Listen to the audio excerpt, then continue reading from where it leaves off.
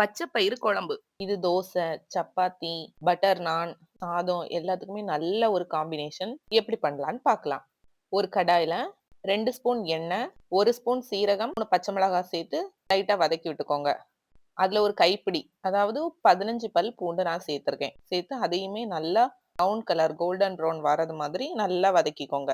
அது கூடவே 2 பெரிய சைஸ் பல்லாரி நறுக்கி வச்சிருக்கேன் சின்ன சின்னதா. அதையும் சேர்த்து நல்லா கோல்டன் ப்ரவுன் ஆகுறது வரைக்கும் வதக்கி விட்டுக்கோங்க. இந்த குழம்போட டேஸ்ட்டே அந்த ஆனியனை ரொம்ப நல்லா வதக்கி எடுக்கிறதுல தான் இருக்கு. இதுக்கு நான் 1 கப் பச்சை பயிறு ஒரு நாள் முன்னாடி நைட்டே ஊற வச்சு 3 விசில் வச்சு எடுத்திருக்கேன். அதை தனியா வச்சுக்கலாம்.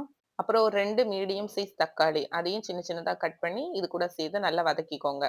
1 ஸ்பூன் உப்பு சேர்த்துக்கோங்க. அப்புறம் நல்லா மூடி போட்டு மூடி இந்த மாதிரி வேகும்போது எண்ணெய் பிரிஞ்சு வந்துடும்.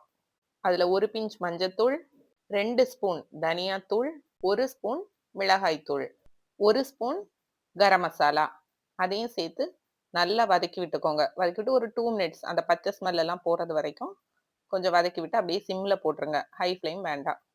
அதுல 1 லிட்டர் தண்ணி சேர்த்திருக்கேன். இது நல்லா கொதிக்க விடணும். நல்லா பச்சை ஸ்மெல் எல்லாமே போறது அந்த மசாலா நல்லா கொதிச்சு வர நேரத்துல நம்ம வேக வச்சு வச்சிருக்க அந்த பச்சை பயிரை சேர்த்துக்கலாம்.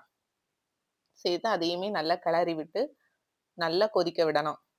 அப்படியே ஒரு 5 to 7 மினிட்ஸ் அப்படியே கொதிக்க விட்டுருங்க. அப்பதான் அதுல உள்ள பச்சை ஸ்மெல் எல்லாம் போய் அந்த பயிறு மசாலா எல்லாமே நல்லா ஒண்ணோட ஒண்ணு சேர்ந்துரும்.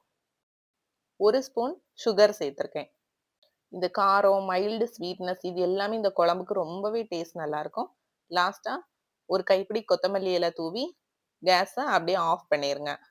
ஆஃப் பண்ண அப்புறமா ஒரு மெயின் இன்கிரீடியன்ட்டே இதுக்கப்புறம் தான் இருக்கு. 1 ஸ்பூன் பட்டர் போட்டு அப்படியே மூடி வச்சிருங்க குழம்ப. அப்புறம் எடுத்து ஓப்பன் பண்ணி சாப்பிடும்போது கம கம கமன்னு இருக்கும். இந்த ரெசிபி உங்களுக்கு பிடிச்சிருந்துச்சுன்னா நம்மளோட சேனலை சப்ஸ்கிரைப் பண்ணிக்கோங்க. தேங்க்யூ.